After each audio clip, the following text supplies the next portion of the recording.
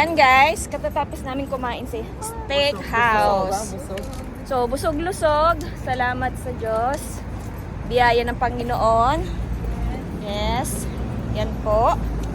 So, babalikan namin yung pinamili namin. Ayan.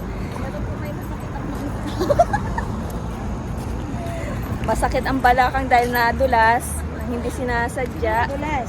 Oo. Na medyo nadulas ang paa. Wala tayong mga kasabay natin kumain eh. Yan. Tara na.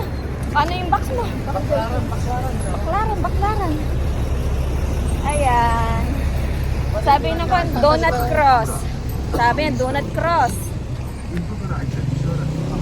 Ayan. انتظر عند الإشارة الحمراء.